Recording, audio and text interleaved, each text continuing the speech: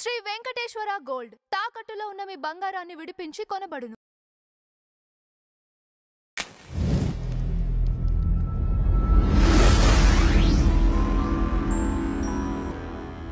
నమస్తే అండి, welcome to tree media.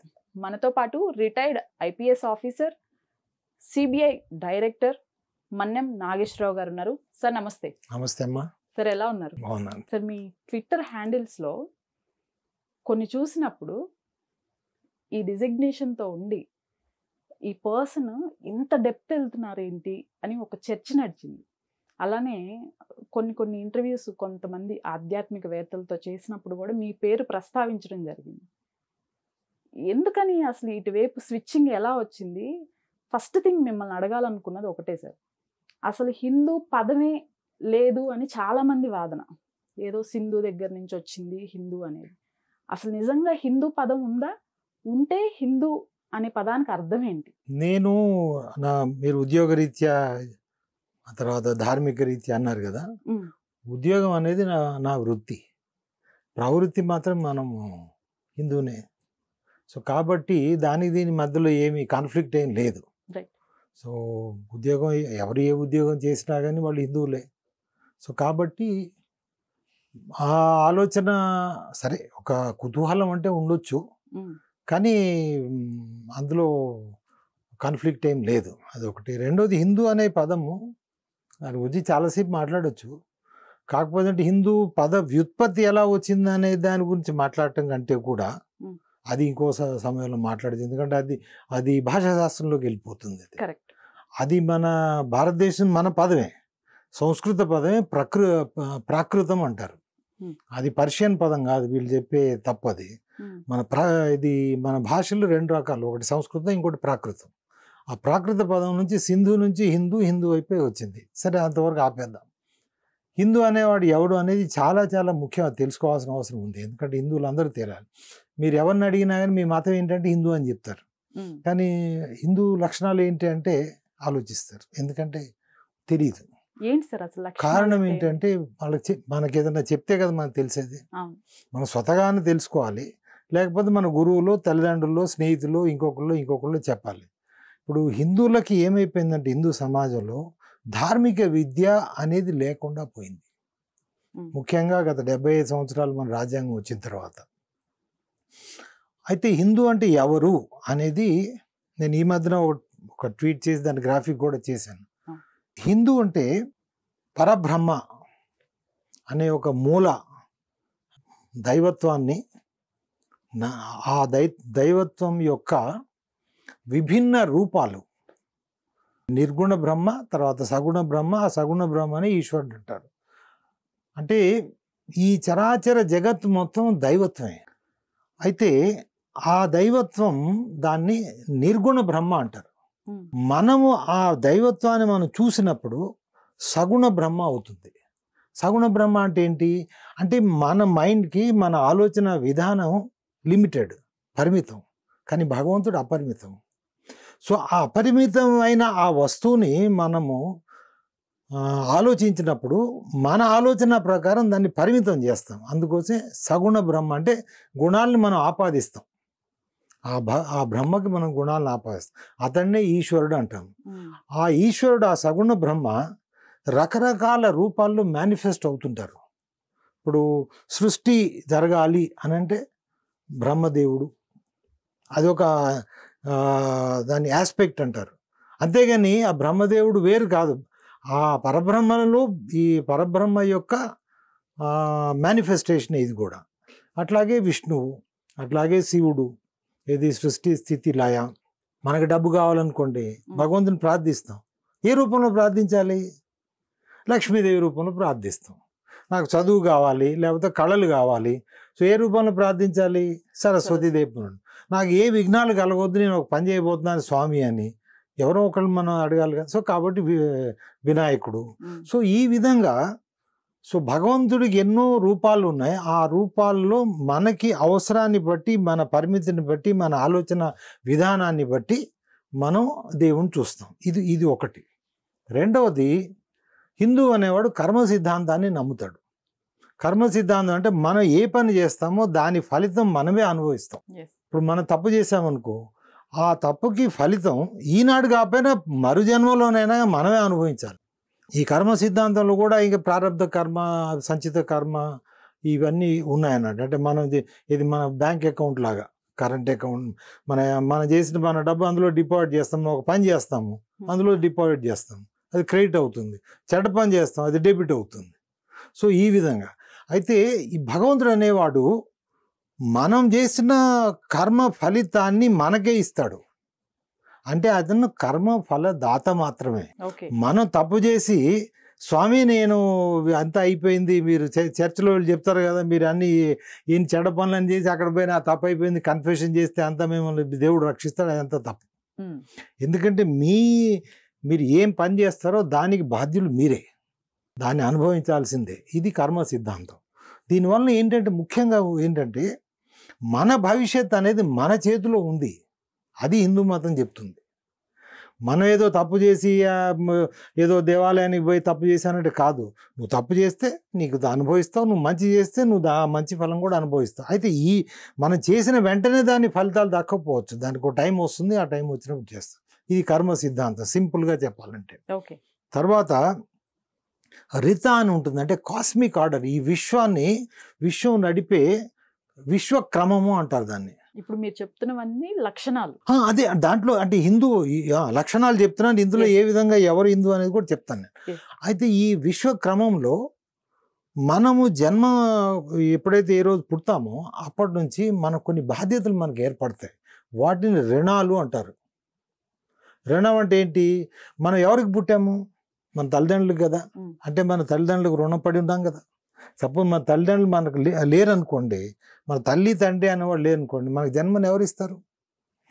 మన ఆత్మ ఒక రూపం తీసుకొని రావాలంటే. సో కాబట్టి మన ఈ జన్మకి మనం మన తల్లిదండ్రులకు రుణపడి ఉన్నాం. అట్లాగే మనకి జన్మని కలుగజేసింది ఎవరు? భగవంతుడు. సో కాబట్టి మనకి దేవ రుణం అన్నాడు. అది పితృ రుణము, ఇది పితృ అంటే తండ్రి కాదు, అక్కడ పితృ అంటే తల్లి తండ్రి ఇద్దరిని కలిపి పితృ రుణం అంటారు. అట్లే దైవ రుణం. తర్వాత మనకి ఏదో పాఠాలు చెప్తారు, లేకపోతే పాఠాలంటే మనం మామూలుగా బడికి పోయి చెప్పి నేర్చుకోవాల్సిన అవసరం లేదమ్మా. మనకి మంచి చెప్తూ దారి చూపించే ఎవరైనా మన గురువే, వాళ్ళకి మనం గురు రుణం. అట్లాగే మన సమాజంలో ఉన్నాం కదా, మనం ఎంతమందితోనో ఆధారపడి ఉంటాము, తెలుసో తెలియకు. ఇప్పుడు మీరు నన్ను ఇంటర్వ్యూ చేస్తున్నారు అంటే నా మాటని, నా వాణిని మీరు ప్రజల్లో తీసుకుపోతా, నేను మీకు రుణపడి ఉన్నాను కదా. సో దీన్ని నర రుణం అంటారు. అట్లాగే భూత రుణం. భూత అంటే ప్రకృతి. ప్రకృతి వల్లనే కదా మనం బతకగలిగేది. సో కాబట్టి మన ప్రకృతి రుణాలు. సో ఈ విశ్వక్రమంలో మనకున్న ఈ 5 రుణాలని, ఈ రుణం ఉంది కాబట్టి దానికి రుణబద్ధుడై మనం ఉండాలి. ఎట్లా? తల్లిదండ్రులు సరిగా చూసుకో, అది రుణమే. దైవ రుణం అంటే ఏంటి? భగవంతుడిని ఎప్పుడు ప్రార్థిస్తూ ఉండు, భగవంతుడిని మనసులో పెట్టుకో. గురు రుణం అంటే ఏంటి? ఆయన చెప్పిన నీతిని, మనం నేర్చుకున్న నీతిని ప్రజలకు పంచడమే గురు రుణం, వేరే ఏం లేదు. ఇప్పుడు నాకు ఒక విషయం తెలుసుకున్నాను, నేను వేరే వాళ్ళకి పంచటమే, అది నాకు గురు రుణం. అట్లాగే నర రుణం అంటే ఏంటి? మనం సమాజంలో ఉన్నాను కాబట్టి సమాజానికి కట్టుబడి ఉండాలి. సమాజంలో ఉన్న కట్టుబాట్లు ఏవైతే ఉన్నాయో ఈ కట్టుబడి ఉండాలి. అట్లాగే ప్రకృతిని ఇష్టం వచ్చినట్టు మనం పాడు చేయకూడదు. అది రోడ్డు కానివ్వండి, నది కానివ్వండి, వాక్ కానివ్వండి, చెట్టు కానివ్వండి, బిల్డింగ్ కానివ్వండి, మనకు అవసరం మాత్రం మనం తీసుకొని ప్రకృతిని రక్షించాలి. ఇది విశ్వక్రమం, ఋతుక్రమం అంటారు.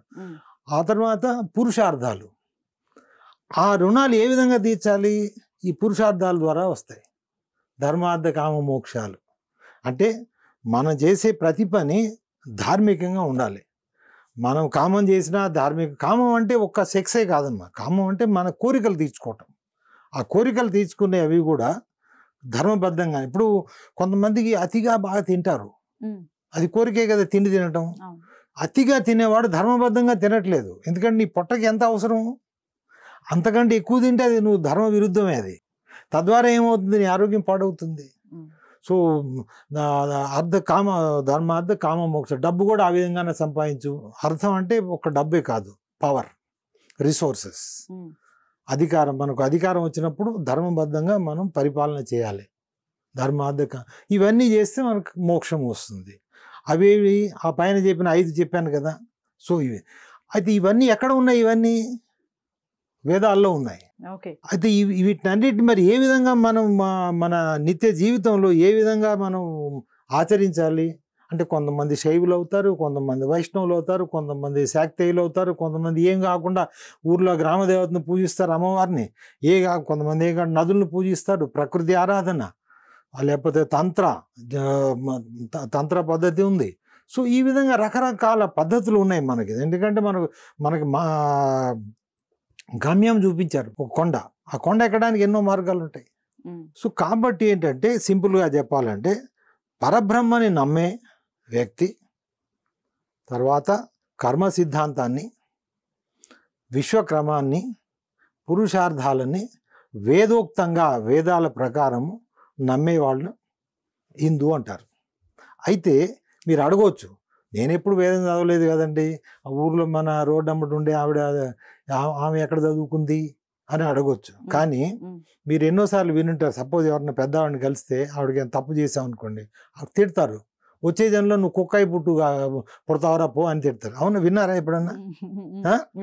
అది వచ్చే జనంలో పురుగై పుడతావరా, నువ్వు ఏది కుళ్ళిపోయి చస్తావు, ఈ విధంగా అంటారు కదా. ఇది కర్మ సిద్ధాంతం. ఆవిడ కర్మ సిద్ధాంతం ఏం తెలీదు, అంటే మనకి పద్ధతి ప్రకారం తెలీదు. కానీ మన నాగరికతలో కొన్ని వేల సంవత్సరాల నుంచి వచ్చిన నాగరికతలో ప్రజా జీవనంలో ఇది మనం నేర్చుకున్నాం. సో కాబట్టి ఆవిడ హిందువే. ఒక క్రైస్తవుడు కానీ ఒక ముస్లిం కానీ నువ్వు వచ్చే జన్మలో ఇది అవుతుందని చెప్పలేదు. ఇంకోటి మీకు చెప్పలేదు, పునర్జన్మ, అది నేను మర్చిపోయాను. పునర్జన్మ సిద్ధాంతం అంటే మన జీవనం ఒక పుట్టుకతో కానీ ఒక మరణంతో కానీ అంతం కాదు. ఒక పుట్టుకతో మొదలు కాదు, ఒక మరణంతో అంతం కాదు. ఇది ఒక జీవన చక్రం, జీవన మరణ చక్రం. అది ఎప్పటి వరకు నడుస్తుందంటే, మీకు ఉదాహరణ చెప్తాడు. ఇప్పుడు మనకు రాకెట్స్ పంపిస్తారు కదా బయటికి, అవుటర్ స్పేస్కి. మీరు rocket should have enough escape velocity, అంటే 9.6 km/s. అంత స్పీడ్ కనుక వెళ్తేనే అది భూమి ఆకర్షణ శక్తి నుంచి దాటి బయటికి వెళ్తుంది. అట్లాగే మనం చేసే పుణ్యకర్మ, ఈ జనన మరణ చక్రాల్లో మన కర్మ సిద్ధాంతం చేసి ఈ పుణ్యము ఆ ఎస్కేప్ వెలాసిటీ వరకు అంత మనం అక్యుములేట్ చేసుకుంటే అప్పుడు మనకు మోక్ష సిద్ధి అయిపోయి ఈ భావబంధాల నుంచి, ఈ మా జీవన మరణ చక్రం నుంచి మనం తప్పించుకొని బయటికి వెళ్ళగలం. అప్పుడు అది దట్ ఈస్ ది బేసిక్గా చెప్పాలంటే ఇది హిందూ అంటే నిర్వచనం. ఇది అందరికి తెలియాల్సిన అవసరం లేదు. ఇప్పుడు ఒక చెట్టును పూజించేవాడు హిందువే, ఎందుకంటే మీరు క్రైస్తవుడు ఎవడు హిందూ చెట్టును పూజించాడు, ముస్లిం ఎవడు చెట్టును పూజించాడు. ఒక నదిని పూజించేవాడు ఇదే. మనం భోజనం చేస్తున్నప్పుడు అన్నాన్ని కళ్ళకద్దుకొని తింటారు. అది ఎందుకంటే మనం అది భూత రుణం చేస్తున్నాం. అంటే నువ్వు ప్రకృతి సంబంధించింది, నేను బ్రతకడం కోసం నేను నిన్ను తినాల్సి వస్తుంది, కాబట్టి నన్ను క్షమించు. ఇవన్నీ తెలియకపోవచ్చు వాళ్ళకి, కానీ వాళ్ళు చేసేది అదే, కళ్ళకు అద్దుకొని తింటారు. మామూలుగా మనం భోజనం చేసే ముందు జనరల్గా ఎక్కువ మంది పెద్దవాళ్ళని మీరు చూసినా కానీ ఆ మొదటి ముద్ద కళ్ళకు అద్దుకొని తింటారు. సో ఇలాంటి లక్షణాలు ఇవన్నీ ఈ జీవన స్రవంతిలో ఇమిడిపోయినాయి అమ్మ. మనం ప్రత్యేకంగా చెప్పాల్సిన అవసరం లేదు. కాకపోతే ఏంటంటే ఈ ఇంగ్లీష్ ఎడ్యుకేషను, తర్వాత ఈ కంప్లీట్ మన వెస్టర్నైజేషన్, దీనివలన మన పద్ధతులన్నీ మర్చిపోతున్నాం. మన తల్లిదండ్రులు చెప్పినవి వినట్లేదు, మన తాతలు, అమ్మమ్మలు, నానమ్మలు చెప్పింది మనం దాన్ని గ్రహించలేకపోతున్నాం. అయితే భారతదేశం అంటేనే హిందూ దేశం అని అంటుంటారు ఒకప్పుడు, ఇప్పుడు కాదు. అవును, ఇప్పుడు ఆ పాయింట్కే వస్తున్నాను. ఎందుకు ఒకప్పుడు పిలిచాము, ఇప్పుడు ఎందుకు పిలుచుకోలేకపోతున్నాము? అండ్ ఇంకొకటి మేజర్గా, కన్వర్ట్ అవుతున్న వాళ్ళంతా కూడా హిందువులే. మిగతా మతాల వాళ్ళల్లో కన్వర్షన్స్ అనేవి అసలు పర్సంటేజ్ 0 చెప్పుకోవచ్చు. బేస్డ్ ఆన్ మేజర్గా భారతదేశంలో కన్వర్షన్స్ జరుగుతున్నవన్నీ హిందువులే. ఎందువల్ల అంటారు? ఇది ముందు మీరు అడిగారు కదా, భారతదేశం ఒకప్పుడు హిందూ దేశం, ఇప్పుడు కాదండి. ఒకప్పుడు ఇదే హిందూ దేశం. ఎందుకంటే 8వ శతాబ్దం వరకు అది హిందూ దేశంగానే ఉండేది పూర్తిగా అప్పటి వరకు. ఎందుకంటే 8వ శతాబ్దానికి ముందు ఈ భారతదేశం మీద మతపరమైన ఆక్రమణలు కానీ దురాక్రమణలు కానీ ఎప్పుడు జరగలేదు. మొట్టమొదటిసారి మొహమ్మద్ బిన్ కాసిం, అతను 711 క్రీస్తు శకంలో ఆయన, అప్పటి నుంచి మనకి మతపరమైన వచ్చినాయి. అయితే అంతకుముందు కూడా కొంతమంది ఆక్రమణలు చేసేవారు, వాళ్ళు వచ్చి ఇక్కడే సెటిల్ అయిపోయేది, అందులో హిందూ స్రవంతిలో కలిసిపోయారు. కానీ వీళ్ళు ఏంటంటే వీళ్ళు వచ్చినప్పుడు వాళ్ళు మతాన్ని తీసుకొచ్చారు. వాళ్ళ ఏ మతము? ఇస్లాం. అది తీసుకొచ్చి ప్రపంచాన్ని మొత్తం ఇస్లామీకరణ చేయడం కోసమని వాళ్ళు. సో ఆ మతపరమైన దురాక్రమణలు, మతపరమైన ఈ పాలన, వాళ్ళకి కావాల్సిన ఓన్లీ ఉద్దేశం ఏంటంటే ఈ ప్రపంచంలో ఎవరు కూడా ముస్లిమేతరులు ఉండడానికి వీల్లేదు. అంతకుముందు క్రైస్తవం వచ్చింది 2000 అప్పుడు 2000 సంవత్సరాల క్రితం. ఇప్పటికీ వాళ్ళు కూడా సేమ్ సిద్ధాంతం, ఈ ప్రపంచం మొత్తం క్రైస్తవం ఉండాలి. అయితే ఈ రెండు మతాలు ఎక్కడి నుంచి వచ్చినాయి, వాటి మూలాలు ఏంటి అని అంటే, ఇంగ్లీష్లో దాన్ని చెప్పాలంటే there is a concept called prophetic monotheism అంటారు. అంటే వాళ్ళు చెప్పేది ఏంటంటే దేవుడు అనేవాడు ఒకడు, ఆ దేవుడు ఇతర దేవుళ్ళని సహించడు. కానీ మనం అనేదంటే అసలు విశ్వమే దేవుడు అని మనం అంటాం, వాళ్ళు అనేవంటే దేవుడు అనే ఒకడు. సో అది ఆ దేవుడు వేరే దేవుడిని సహించడు. ఆ దేవుడికి ఒకే ఒకసారి తన ప్రతినిధిని ఒకరిని పంపించాడు. ఆ ప్రతినిధి అంటే ఎవరు? క్రైస్తవంలో Jesus, the only son of God అంటారు. అంటే దేవుడికి ఒకే ఒక పుత్రుడు, ఇంకెవడు లేడన్న, the only son of God. అట్లాగే ముస్లింలు ఏమంటారు, ఇస్లాంలో prophet Muhammad, he is the only prophet, the last prophet. Prophet అంటే ప్రవక్త. ఈ ప్రతినిధి ఎవరైతే క్రీస్తు లేకపోతే ఇది దేవుడు చెప్పాల్సిందంతా ఒకేసారి వాళ్ళకి చెప్పేశాడు. ఆ చెప్పింది ఆ బైబిల్లోనూ ఇటు ఖురాన్లో వాళ్ళు ఆ పుస్తకం రూపంలో దాన్ని తయారు చేశారు. అంతకుముందు ఎప్పుడు అసలు దేవుడు అనేవాడు తనకు ప్రతినిధి లేడు, ఈ తర్వాత కూడా ఇంకా ప్రతినిధులు ఉండరు, వీళ్ళే లాస్ట్. ఇది ఒకటి. సరే, అంతవరకు పెద్ద మనకి ఇబ్బంది లేదు. సరే, నువ్వు ఎవరిని నువ్వు ఒక దేవుడిని అనుకొని నువ్వు నీకు ఇష్టమైన ప్రతినిధి పెట్టుకుంటే మాకేం తెలియదు. కానీ సమస్య ఆ తర్వాత వస్తుంది. ఆ దేవుడు ఏం చెప్పాడు? వాళ్ళు ఆ పుస్తకాల ప్రకారము పూర్తిగా హ్యుమానిటీ అనేది, అంటే మనుషులను 2 రకాలుగా విభజించారు. ఒకడు నమ్మేవాడు, ఒకడు నమ్మనివాడు. అంటే ఆ దేవుణ్ణి నమ్మేవాడు, అదే నమ్మనివాడు. ఆ దేవుణ్ణి కూడా మీరు ఉదాహరణకి నేను యెహోవాని నమ్ముతాను అని అంటే మీరు క్రైస్తవులు కాలేరు. నేను అల్లాహ్ని నమ్ముతాను అని అంటే మీరు క్రైస్తవులు కాలేరు. మీరు యెహోవాని ఆ జీసస్ క్రైస్తు ద్వారా నమ్మాలి. జీసస్ క్రైస్తు నేను నమ్మను, నేను నేరుగా యెహోవాని నమ్ముతానంటే మీరు ఒప్పుకోరు. మీరు క్రైస్తవుల కింద లెక్కలో రారు. అట్లాగే నేను నేరుగా అల్లాహ్ని నమ్ముతాను, నేను మహమ్మద్ ప్రవక్త గారి ద్వారా నేను నమ్మను అని అంటే మీరు ముస్లిం కింద లెక్క పరిగణలోకి రారు. సో ఈ నమ్మేవాళ్ళు అంటే బిలీవర్స్, క్రైస్తవులు కానీ ముస్లింలు కానీ, అది ఒక భాగం. నమ్మని వారు ఇంకో భాగం అనేది ఆ భగవంతుడు 2 భాగాలుగా చేశాడు. ఈ నమ్మని వాళ్ళని మతం మార్పిడి చేయడానికి కోసమని ఒక ఆర్డర్ అనుకోండి, దైవాజ్ఞ అనుకోండి. ఆ దైవాజ్ఞ ఇచ్చాడు. ఎట్లా? ప్రతి క్రైస్తవేతరులు అందరినీ మతం మార్చాలి వీలైనంత వరకు. అది నయానో భయానో లేకపోతే ఏదైనా నచ్చజెప్పో లేకపోతే ప్రలోభం చూపించో ఏదైనా. అట్లాగే ముస్లింలు కూడా వాళ్ళు కాలేదనుకో చంపాల్సిందే. మనం చూసే క్రైస్తవం ఇప్పుడు మీరు 400 సంవత్సరాలు 500 సంవత్సరాల క్రితం క్రైస్తవం ఇప్పుడు ముస్లింలు చేసే దానికంటే కూడా ఇంకా కొన్ని రెట్లుగా వాళ్ళు దురాగతాలు చేశారు. నాగరికతలను మొత్తం నాశనం చేశారు వాళ్ళు. ఇప్పుడు మీరు అమెరికా అనుకోండి, అమెరికా నాగరికత, అమెరికాలో మాయా, ఇన్కా, అజ్టెక్ అని 3 నాగరికతలు ఉండేవి. వాడు అన్నింటిని ధ్వంసం చేసి అక్కడ ఉన్న వాళ్ళందరినీ కొన్ని కోట్ల మందిని చంపేశారు. ఇది మారణ హోమం చేశారు. ఇప్పుడు అమెరికాలో అంతా తెల్లవాళ్ళు అయిపోయారు అక్కడ. అంటే ఇక్కడ నుంచి పోయిన వాళ్ళు తెల్లవాళ్ళు. అసలు ఒరిజినల్ వాళ్ళు ఏదో ఒకళ్ళిద్దరు ఉంటారు, వాళ్ళందరినీ ఏంటంటే జూ పార్కులు లాగా పెట్టేసి రిజర్వేషన్స్ అని అంటారు యుఎస్లో, ఆ రిజర్వేషన్ దాంట్లో పెట్టుంటారు. అట్లాగే ఈ ముస్లింలు పర్షియన్, మరి ఇరానియన్, మన జొరెస్టియన్ పార్సీలు అంటారు కదా, ఇరాన్ మొత్తం నాశనం చేశారు. అట్లాగే ఆఫ్ఘనిస్తాన్ మొత్తం నాశనం చేశారు.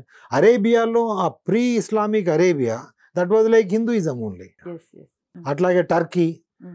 మీరు ఎక్కడెక్కడైతే క్రైస్తవ దేశాలు ఉన్నాయో, ఇప్పుడు ఎక్కడెక్కడైతే ముస్లిం దేశాలు ఉన్నాయో, అంతకుముందు నాగరికత అంతా వాళ్ళు మన ఇది ప్రకృతి లాగానే, మన హిందూ మతం లాగానే ఉండేది వాళ్ళు. వాళ్ళందరినీ మొత్తం ఆ నాగరికతను ధ్వంసం చేసేసారు. అక్కడ ప్రజల్ని మతం మార్చారు, మతం మార్చని వాళ్ళు చంపేశారు. సో ఈ విధంగా మనకి భారతదేశం మీద మొట్టమొదటిసారి 8వ శతాబ్దంలో ముస్లిం ఆక్రమణ మొదలైంది.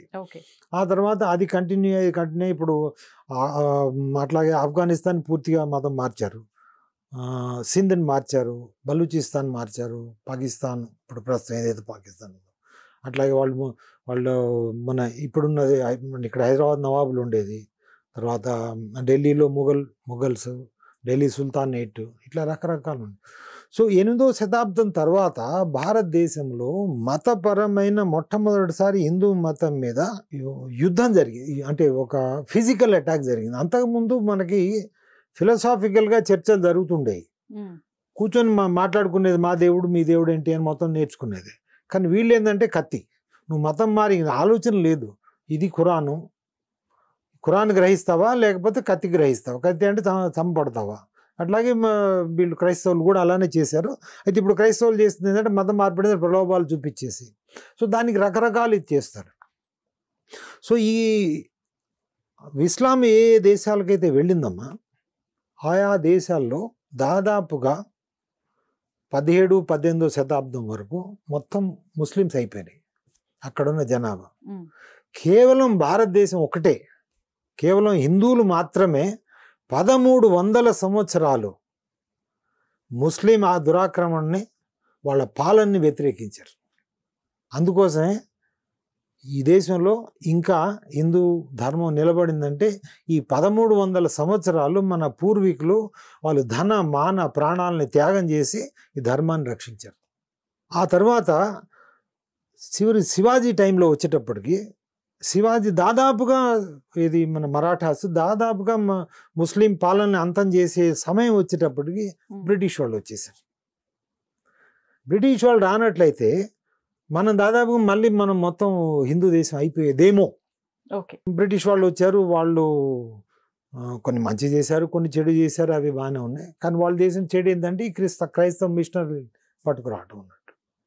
తద్వారా ఏమైంది, మీరు ఇప్పుడు ఈశాన్య భారతం ఉంది, మిజోరం, నాగాలాండ్, మేఘాలయ, ఈ 3 రాష్ట్రాలు 100% దాదాపుగా క్రైస్తవులు అయిపోయారు. మీకు మణిపూర్ అంటే మణిపూర్ మీరు చిత్రాంగద అని విన్నారా మహాభారతంలో? విన్నాను సార్. చిత్రాంగద ఎవరు అంటే అర్జునుడి భార్య.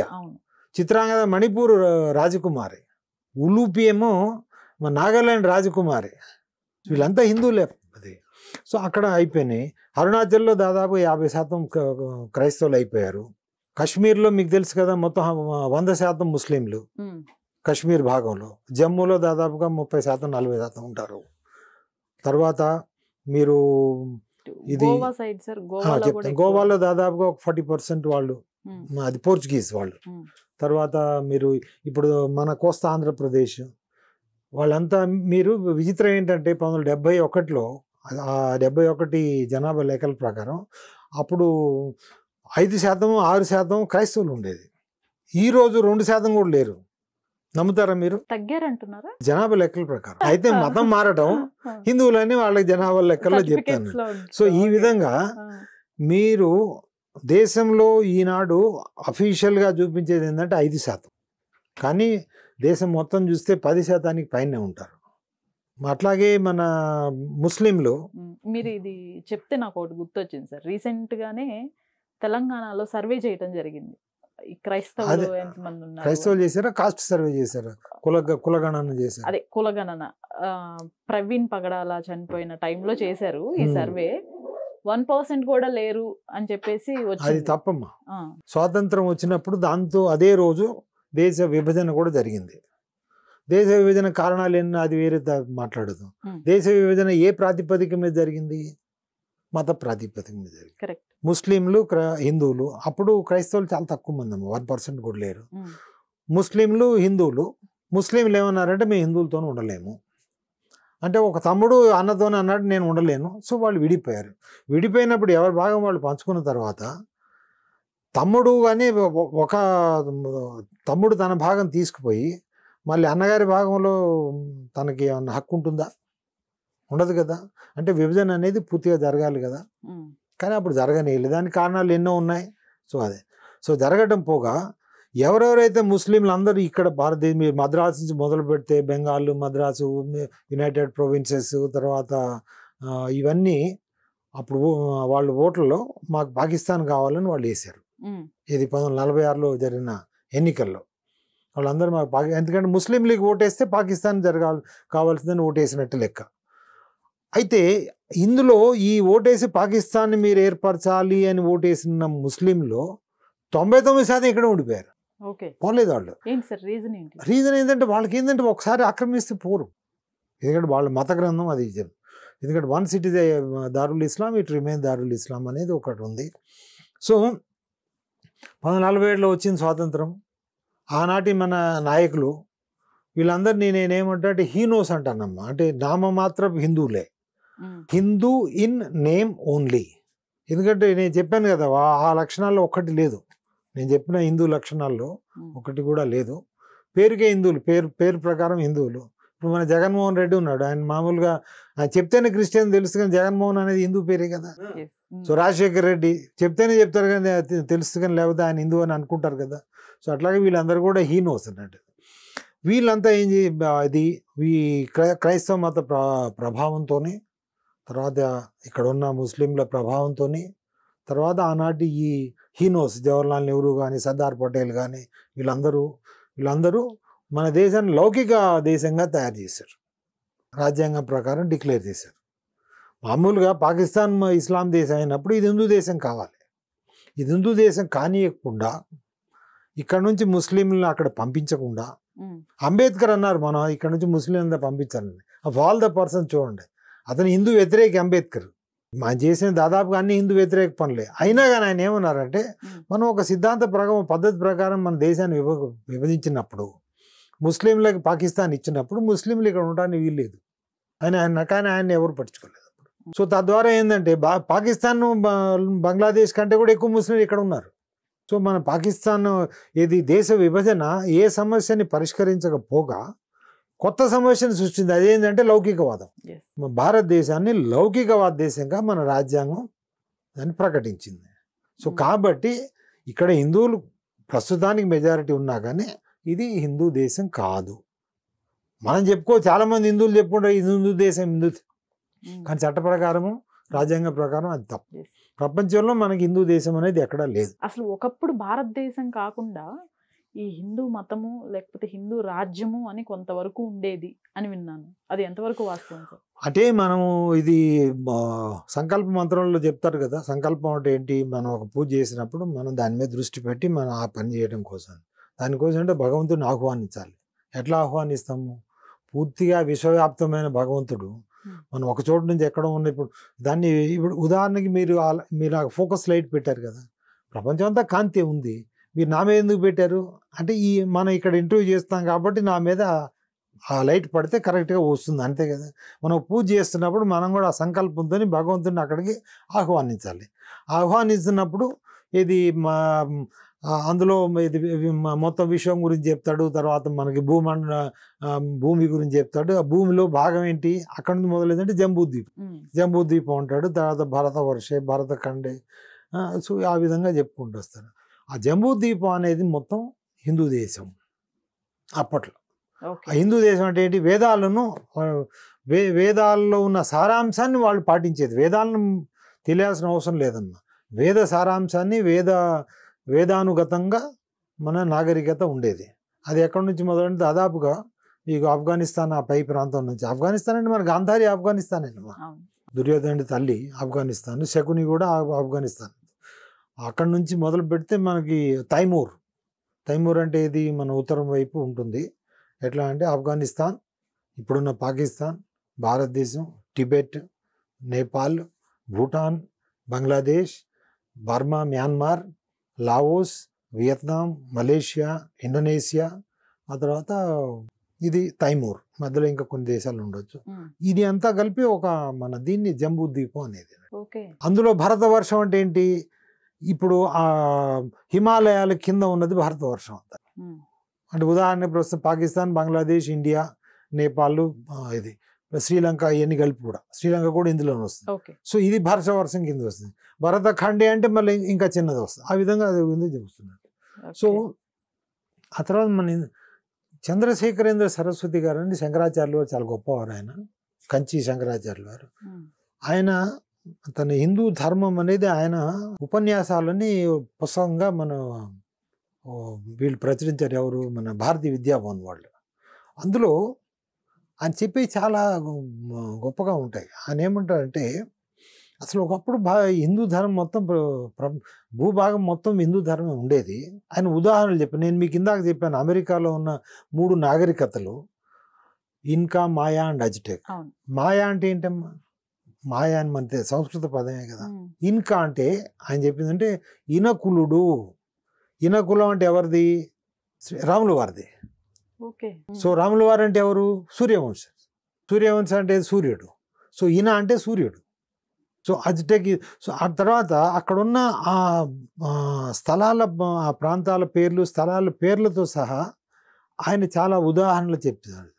అట్లాగే ఇప్పుడు మన సగరుడు భగీరథుడు వాళ్ళ పూర్వీకులు. సగరు అంటే పేరు ఏంటంటే సాగర్ నుంచి వచ్చింది. సో ఈ విధంగా ఆయన చెప్పారు. అయితే దానికి ఇంకా చాలా పరిశోధన కానీ రీసెర్చ్ చేయాల్సి ఉంటుంది. ఇక్కడ పాపం ఆయన ఏమో జరిగిపోయారు 103 ఏళ్ళకి. సో దాన్ని ముందుకు తీసుకెళ్లే వాళ్ళు ఇంకా ఎవరు రీసెర్చ్ చేయలేదు. అది చేస్తే తప్పకుండా వస్తుంది. ఎందుకంటే మూర్తి పూజ లాంటి ఇప్పుడు మనకు మూర్తి పూజ ఉంది ఉదాహరణకి, విగ్రహారాధన. మీరు ఈ క్రైస్తవము ముస్లిం తప్పిస్తే ప్రతి నాగరికతలో మీకు విగ్రహారాధన ఉంటుందమ్మ. బౌద్ధుడు అన్నారు పేరుకి, వాళ్ళు దేవుడినే నమ్మరు, కానీ చివరికి బౌద్ధుడిని దేవుడు చేశారు. వాళ్ళే బౌద్ధుడిని దేవుడు చేశారు కదా. అసలు బౌద్ధుడు చెప్పిందంటే దేవుడు అనేవాడు ఉన్నాడో లేడు మాకు తెలీదు అని చెప్పిన ఏదైతే మతంలో, ఎందుకంటే ప్రజలకి విగ్రహారాధన అనేది అవసరం. సో కాబట్టి చంద్రశేఖరేంద్ర సరస్వతి వారు చెప్పింది అందులో చాలా వరకు నిజం. ఎందుకంటే ఆయన అంత గొప్పవారు, మహనీయులు, ఆయన అబద్ధం చెప్పాల్సిన ఆయనకి అవసరం లేదు. సో ఒక విధంగా చూస్తే విశ్వాంతం మొత్తం ఇది హిందూ మతమే ఉండేది. సో క్రమేపీ అది క్షీణిస్తూ ప్రస్తుతానికి వచ్చింది. ఇప్పుడు ఎట్లా పరిస్థితి ఏంటంటే మనకి నిలబడడానికి స్థావరం లేదు హిందువులకి. యాజ్ ఏ రిటైర్డ్ ఆఫీసర్గా చెప్పండి సార్ ఒకటి. ఇప్పుడు అంటే నమాజ్ మనకి రోజుకి ఇన్నిసార్లు వినిపిస్తూనే ఉంటుంది. సండే వస్తే మార్నింగ్ ఈవినింగ్ మైక్స్ వినిపిస్తూనే ఉంటాయి. అసలు ఒక్కొక్కసారి అయితే 3 hours 4 hours కూడా నైట్ టైమ్స్ మిడ్ నైట్స్లో కూడా ఇప్పుడు పెడుతున్నారు. కానీ హిందువులకు మాత్రమే ఒక గణేశుడిని పెట్టుకోవాలన్నా ఇంకేదన్నా ఉత్సవం చేసుకోవాలన్నా పర్మిషన్లు వీటికి ఉండాలి. వీటికి ఏం అవసరం లేదా మరి? ఇప్పుడు దుడ్డు నోడితే గొడ్డు అనే ఒక సామెత ఉంది. అంటే బలం ఎవడుకుందో వాడిది. మన హిందువులు మీరు ఒక మతపరమైన సమస్య, మనకు దేవాలయం మీద ఏదైనా ఆక్రమణ జరిగిందో లేకపోతే ఇంకో ఏదైనా మతపరమైన సమస్య వచ్చింది అనుకోండి, అది తెలిసి ఎంతమంది రోడ్డు మీదకి వచ్చి ఆ విషయం గురించి మాట్లాడగలరు, నిలబడగలరు చెప్పండి? ఎవడు రాడు. అదే మీరు ఒక చిన్న ఇది ఇస్లాం ఇది జరిగింది అని అంటే ముస్లింలు ఒక మీకు 10 నిమిషాల్లో కనీసం 100 మంది అని వస్తారు. క్రైస్తవులు కూడా అదే. సో అంటే మనకి రాజకీయంగా అంటే హిందువులు అందరూ వస్తారు. బీజేపీ పిలిచింది అనుకోండి అందరూ వస్తారు. కాంగ్రెస్ పిలిస్తే వచ్చేవాళ్ళు వస్తారు. ఆయా పార్టీలకు సంబంధించిన వాళ్ళంతా వస్తారు. కానీ మతపరమైన జరిగింది, గుడి మీద ఏమన్నా ఆక్రమణ జరుగుతుందని అయ్యవారు మీరు చెప్తే వచ్చి ఒక్కడు రాడు. సో కాబట్టి ఏంటంటే మనకి ఆ అవగాహన లేదు. అదొకటి. ఇది ఒకటి సామాజిక సమస్య. రెండోది మీరు ఇది మసీద్ అజాన్ అని అన్నారు కదా, అది 5 times రోజుకి 5 సార్లు నమాజ్ చేయాలి అనేది ఖురాన్లో వాళ్ళకి అది ఒక ఇస్లామిక్ ప్రిన్సిపల్. కానీ అజాన్ మైకులు పెట్టి చేయాలి అని ఎక్కడా లేదు. ఎందుకంటే మీ సౌదీ అరేబియాలోనే వాళ్ళు బ్యాన్ చేశారు మైకులు. కానీ ఇక్కడ ఏంటంటే they want to show their domination. మేము వీఆర్ ఇన్ కంట్రోల్, మేము ఇది డామినేషన్ అని చూపింది. అట్లాగే మీరు యూరోపియన్ దేశాలకి ఎక్కడైనా క్రైస్తవ దేశాలకు వెళ్ళండి, ఎక్కడ ఎవడు ఈ మాస్లో బయటి మైకులు కానీ ఏం వినిపించవు. ఇక్కడ ఎందుకంటే మేము డామినేషన్ అని చూపించడం కోసం అని క్రైస్తవులు ముస్లింలు చేసే ఇది ఒక. ఇక్కడ ఇంకొక విషయం కూడా సార్, మత ప్రచారం అని ఒక అంశం తీసుకుంటే ప్రతి ఒక్కరికి మత ప్రచారం చేసుకోవచ్చు అని చెప్పేసి మన రాజ్యాంగం ప్రకారం ఇచ్చిన హక్కు. కానీ ఇది హద్దు దాటుతుందా? అంటే ఆ మతం గ్రంథాల్లో ఉన్న దాన్ని బేస్ చేసుకొని ఇతర మతాలని దూషించటం ఇది రాజ్యాంగ పరంగా నేరబద్ధం కాదా? ఆ మతాలు మన రాజ్యాంగాన్ని వాళ్ళు ఒప్పుకోవు. ఒకటి వాళ్ళకి అవసరం ఎక్కడ ఉందో, వాళ్ళకి ఎక్కడైతే వీలుందో అంతవరకే వాళ్ళు వాడుకుంటారు. వాళ్ళ మతపరమైన బోధనలకి గనక రాజ్యాంగానికి చెప్పేదానికి కనుక తేడా వచ్చిందనుకోండి, వాళ్ళు చెప్తారు మా మతమే ఇంపార్టెంట్. అయితే దీనికి ముఖ్య కారణం ఏంటంటే, ఇంకోటి మీకు ఇందాక చెప్పలేదు, మనకి రాజ్యాంగం వచ్చింది, లౌకికవాదం చేశారు, సరే అంతవరకు బాగానే ఉంది. ఇప్పుడు లౌకికవాదం అంటే అన్ని మతాలు సమానమే, మామూలుగా ప్రభుత్వానికి మతానికి సంబంధం లేదు, ప్రభుత్వ ఆచరణలో మతపరమైన విషయాలను గ్రహించకూడదు. సో ఈ విధంగా లౌకికవాదానికి కొన్ని నిర్వచనాలు ఉన్నాయి. కానీ భారతదేశంలో పాటించే లౌకికవాదం అది ఒక కుహనా లౌకికవాదం. చెప్పడానికే లౌకికవాదం కానీ చేసేయన్నీ వేరేది. ఎట్లా అంటే ఇప్పుడు ఏ లౌకికవాద దేశం అయినా చూడండి మీరు, ఎక్కడైనా ప్రపంచంలో ఇప్పుడు దాదాపు 200 చిల్లర దేశాలు ఉన్నాయి కదా, ఏదైతే లౌకికవాదం చెప్తుందో అక్కడున్న అన్ని మతాలని, అన్ని ప్రజలందరినీ సమానంగా సమాన హక్కులు వాళ్ళకి ఇస్తారు. అంటే మతపరమైన హక్కులు కానీ, సంస్కృతిపరమైన హక్కులు కానీ, విద్యా హక్కులు కానీ, ఇంకా వేరే విధంగా. కానీ భారతదేశంలో హిందువులు మెజారిటీ అని మనం చెప్పుకునే హిందువులకి సమాన హక్కులు కూడా ఇవ్వలేదు. అంటే ముస్లింలకి, క్రైస్తవులకి ఏదైతే స్పెషల్ ప్రివిలేజెస్, ప్రత్యేకమైన హక్కులు ఇచ్చారో వాళ్ళకి, అవి మనకి ఇవ్వలేదు. ఇది మీరు చెప్పారనుకోండి, చాలామందికి వాళ్ళు ఆశ్చర్యపోతారు. రోజు చాలామంది రాజ్యాంగాన్ని ఇట్లా పట్టుకొని చూపించే రాహుల్ గాంధీ నుంచి మొదలు పెడితే ఇక్కడున్న అంబేద్కర్ వాదులు, తర్వాత ఈ రాజకీయ నాయకులు, ప్రతివాడు రాజ్యాంగం పుస్తకాన్ని పట్టుకొని పోతారు. కానీ అందులో ఏముందని మాత్రం దౌడవడం. సో అందులో మీరు చూస్తే ఎట్లా అంటే, మీరు ఆర్టికల్ 25 మీరు మతపరమైన అన్నారు కదా, మతపరమైన హక్కులు 3 రకాల హక్కులు ఇచ్చారు. అందులో ఒకటి మతాన్ని ఆచరించడానికి, పాటించడానికి.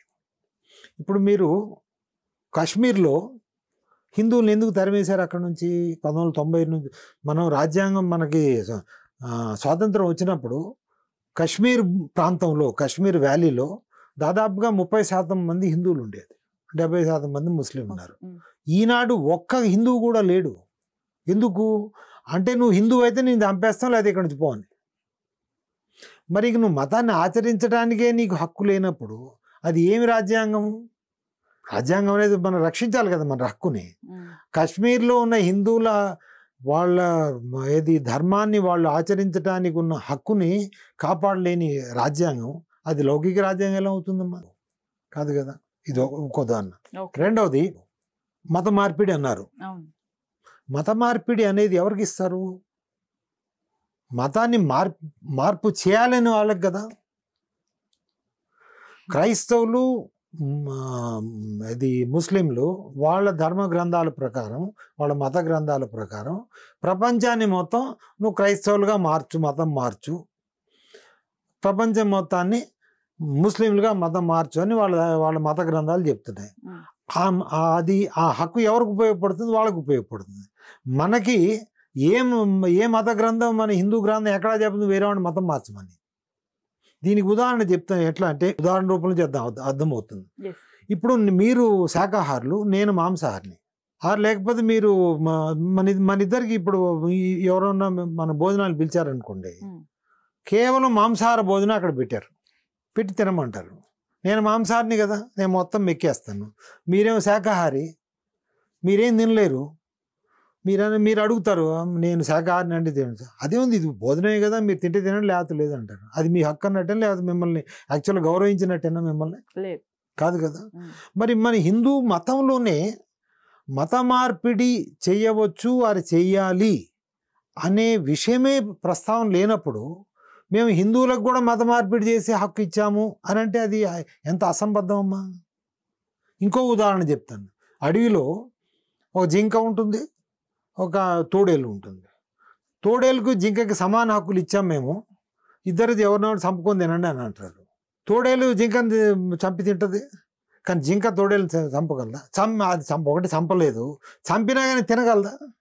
అంటే మీరు ఇచ్చిన హక్కు అసంబద్ధమైనదే కదా.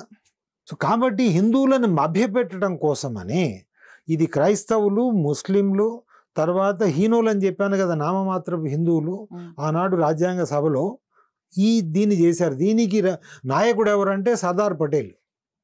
ఎందుకంటే సర్దార్ పటేల్ గారి ఆయన రికమెండేషన్ ప్రకారం ఈ ఆర్టికల్స్ 25 నుంచి 30 అందులో పొందుపరచబడింది.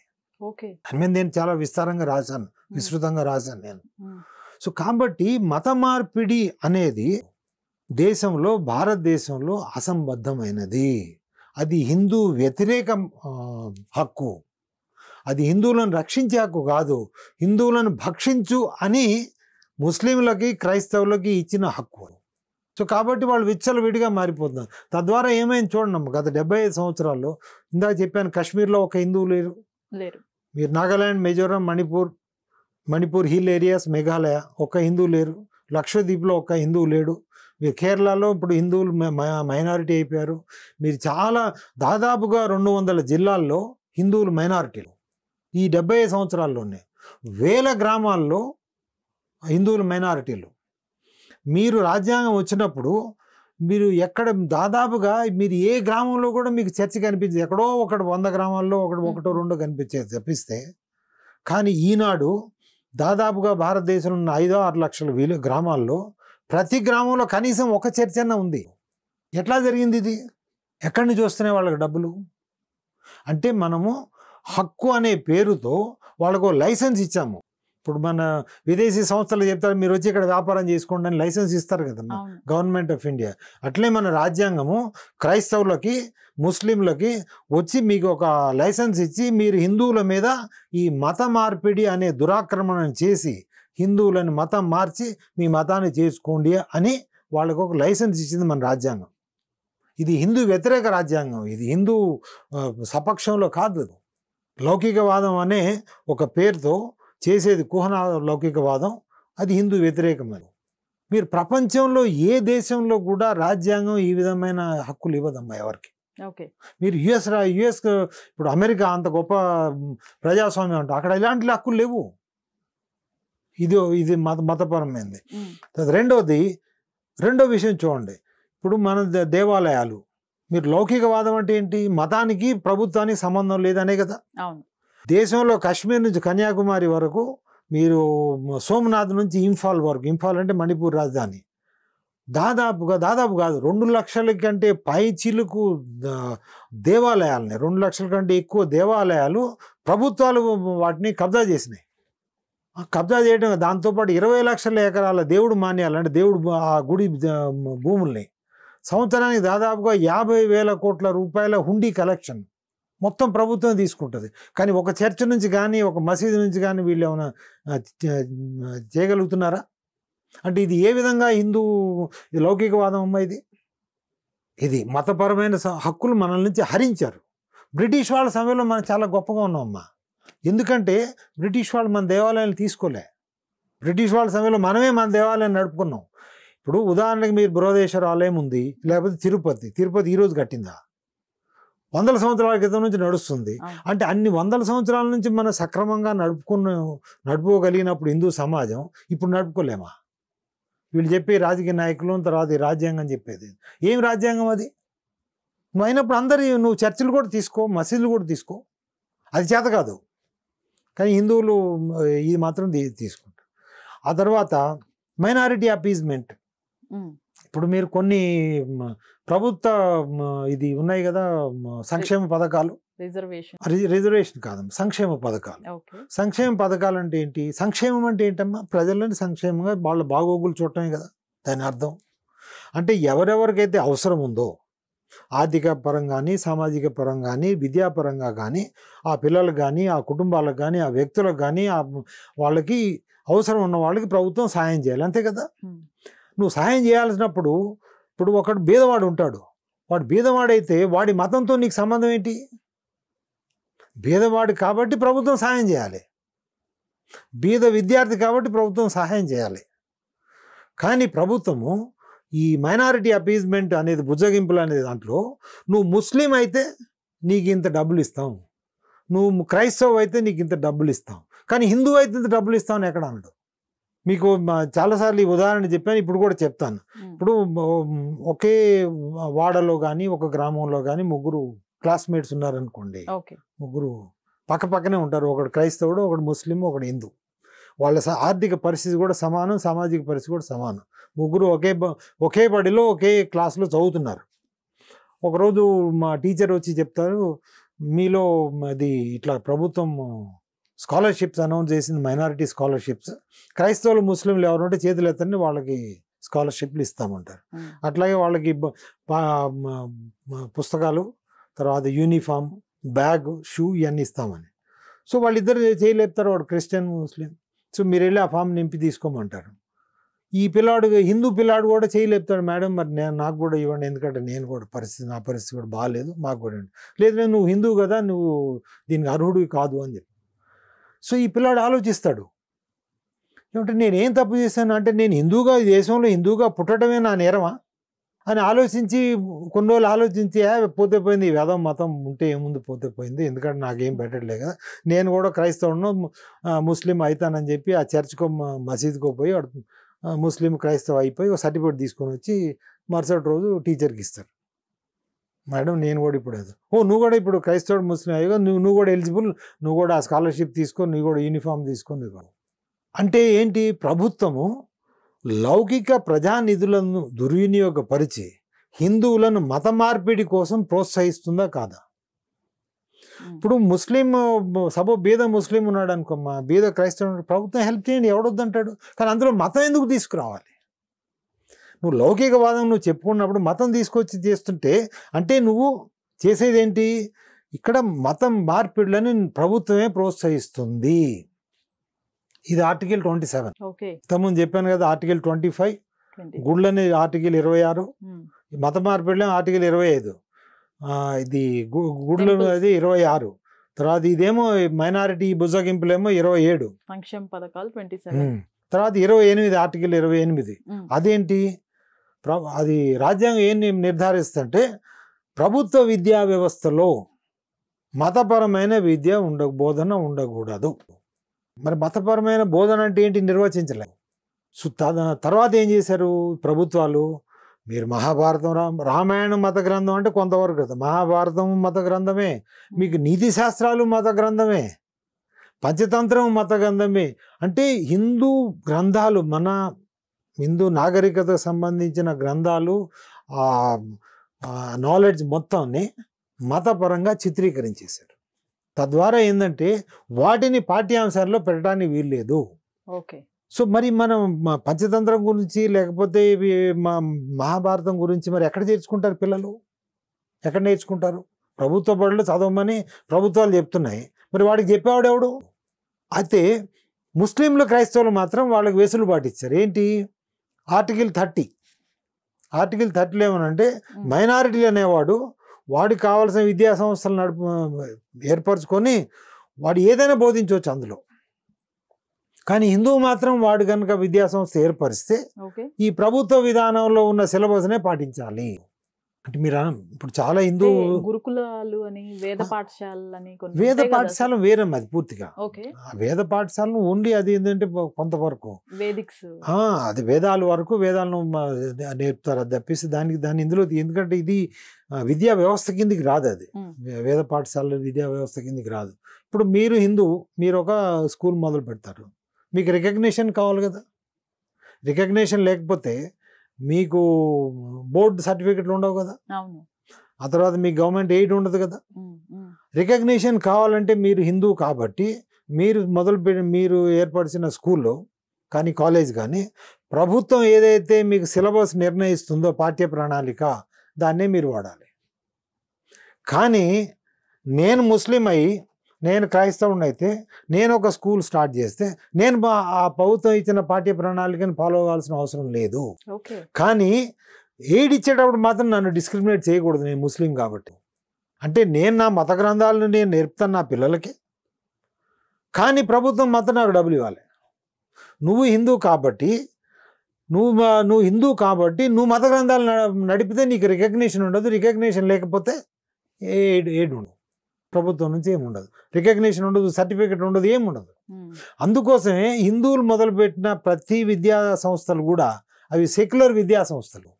మనం అంటారు కదా, చాలామంది అంటే చాలామంది నాతో వాదించారు ఇన్ని వందల స్కూల్స్ ఉన్నాయి హిందువులు పెట్టారు అని. కానీ అందులో చెప్పేంత సెక్యులర్ విద్యా విధానమే. అంటే అందులో హిందూ ఏముండదు. మీరు మహాభారతం రామాయణం ఏమి చెప్పడానికి వీల్లేదు. మీరు చెప్తే 5 గంటలు అయిన తర్వాత బడి మూసేసిన తర్వాత చెప్పుకోవచ్చు. బడి మూసేసి ఎవరైనా ఉంటాడా? పిల్లలు చెప్పండి, అప్పుడు ఎవరిని ఉంటారు చెప్పండి. అంటే రాజ్యాంగము మనల్ని, మన విద్యని, మన ఏది ఈ నాగరికత సంబంధించిన మన పూర్తిగా భారతీయ విద్యను మొత్తాన్ని అది ప్రభుత్వ విద్యా విధానం నుంచి పక్కన నెట్టేసి, నేటే కాకుండా మనల్ని చదువుకోనిట్లే మన గ్రంథాలని.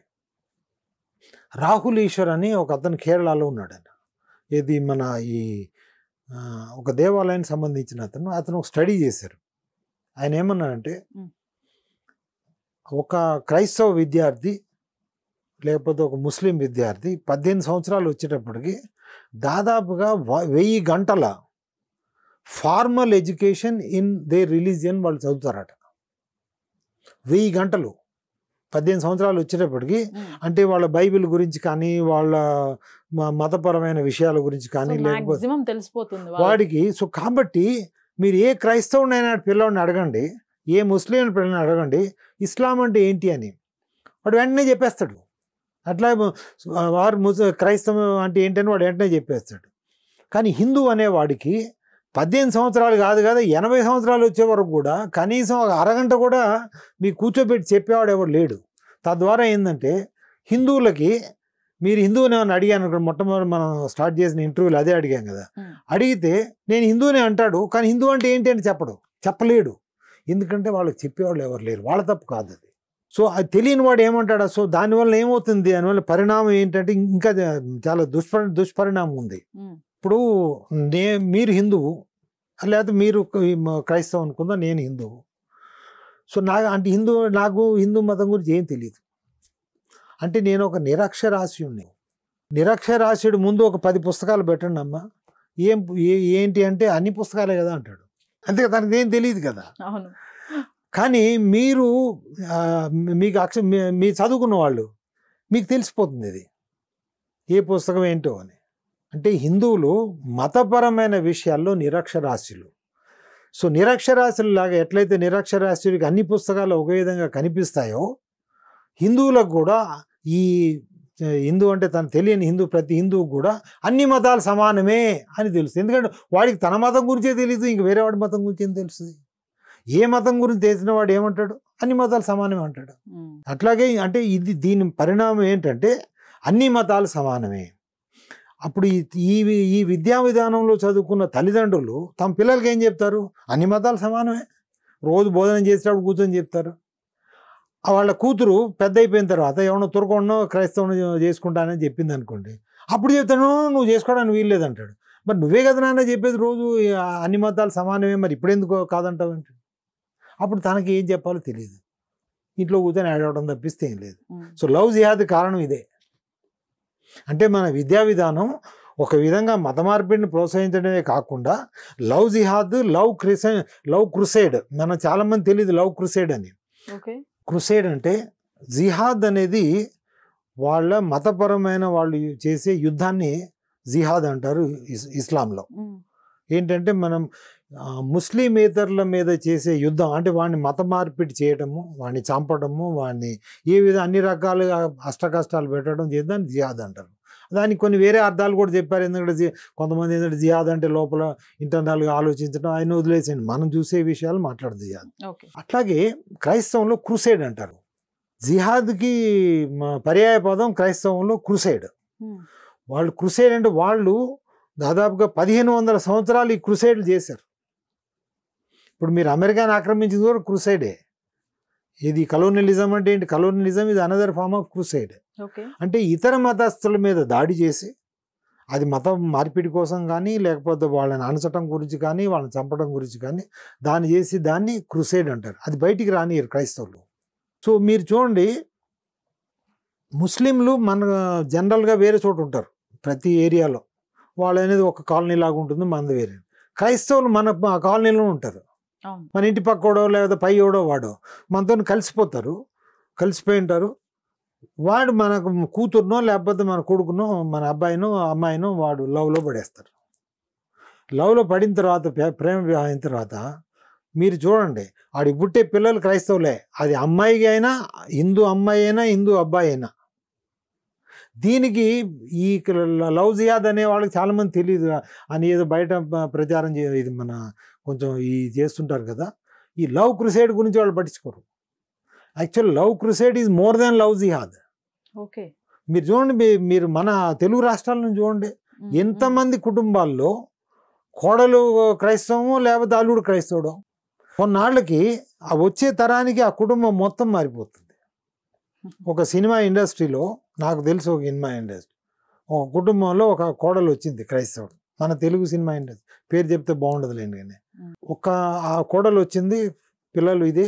తర్వాత కొన్నాళ్ళకి తండ్రిని, మామగారిని, అత్తని మొత్తాన్ని అందరిని మార్చేస్తుంది. ఇట్లా ఎన్ని కుటుంబాల్లోనమ్మా. సో ఇది కారణం ఏంటంటే మనము క్రైస్తవం మనతో పాటు సమానమే అంటాం, ముస్లిం మనతో సమానం. కానీ ఏ క్రైస్తవుడు కూడా ముస్లిం కానీ హిందూ మతం కానీ సమానం అని అనడు. ఎందుకంటే వాళ్ళకి తెలుసు వాళ్ళ మతం ఏంటో తెలుసు, ఇతరుల మతం ఏంటో తెలుసు. నేను ముందు చెప్పిన నిర్వచనం ఉంది, ఆ నిర్వచనంలో మీకు రెండో భాగం చెప్పలే. ఏంటంటే ప్రతి నిర్వచనానికి ఒక పరిమితి అనేది ఉంటుంది. ఇప్పుడు ఒక వస్తువును మనం నిర్వచించినప్పుడు ఆ వస్తువు లక్షణాలు చెప్పాలి, ఆ కాని లక్షణాలు ఏంటి కూడా చెప్పాలి, అప్పుడే దాని నిర్వచనం అంటారు. అయితే నేను మీకు ఆ వస్తువు హిందూ అనేవాడి లక్షణం చెప్పాను మీకు. కాని లక్షణం ఏంటంటే ఏది మనము నాస్తికుడు ఎవడైతే ఉన్నాడో, నాస్తికుడు అంటే దేవుడు నమ్మనివాడు కాదమ్మా, అది యాక్చువల్ తప్పు. వాళ్ళని నిరీశ్వరులు అంటారు. దేవుడు నమ్మనివాడు నిరీశ్వరుడు అంటాడు. అంటే దేవుడు అనేవాళ్ళు, ఈశ్వరుడు అనేవాడు లేడు అనేది. నాస్తికుడు అంటే వేదాలను నమ్మని వాడిని. నిరీశ్వరులు, నాస్తికులు. తర్వాత నేను చెప్పిన ఇవి ఉన్నాయి కదా, పునర్జన్మ, కర్మ సిద్ధాంతము, విశ్వక్రమము, వీటిలో నమ్మకం లేని వాళ్ళు ఆయా మతాలు ఉన్నాయి కదా, ఆ మతాలు అవి ఇందులోకి రావు, ఏదో సిద్ధాంతాలు మతాలు ఉన్నాయో. సో కాబట్టి అది మన పరిమితి, బౌండరీ. ఇప్పుడు భారతదేశానికి మన సరిహద్దు ఉంది కదా, అట్లాగే ప్రతి దానికి కూడా సరిహద్దు ఉంటుంది. హిందూ అనేవాడు ఎవడు అని అంటే ఈ పరిమితి లోపల ఉన్నవాడే హిందువు. ఇప్పుడు ఇస్లాము, క్రైస్తవము పునర్జన్మ నమ్మదు. వాళ్ళు చెప్పేది ఒకే జన్మ అంటాడు. మనమేమో జన్మ ఇది మా జీవన మరణ చక్రం అని అంటాము. తర్వాత వాడు పురుషార్థాలు నమ్మరు, ఋతుక్రమం ఇది విశ్వక్రమాన్ని నమ్మరు. సో అది మనం ఎవరినైనా పూజించవచ్చు, భగవంతుడి యొక్క రకరకాల ఆస్పెక్ట్స్ మనం పూజించవచ్చు, ప్రతిమల్ని, మూర్తి పూజ, విగ్రహారాధన నమ్మరు. సో ఇది ఒక పరిమితి. సో ఈ పరిమితి లోపల ఉన్నవాడు. సో కాబట్టి ఈ విషయాలు ఏమి తెలియని హిందువు అన్ని మతాలు సమానమే అని నమ్ముతారు. తద్వారా మనకి ఇవన్నీ ఈ సమస్యలు. ఇదంతా ఎక్కడి నుంచి వచ్చింది? దీని మూల కారణం గంగా ఈరోజు మురికి కారణం గంగోత్రి మురికి అయిందమ్మా. అట్లాగే హిందూ సమాజంలో సమస్యలు ఈనాడు ముఖ్య కారణం మన రాజ్యాంగం.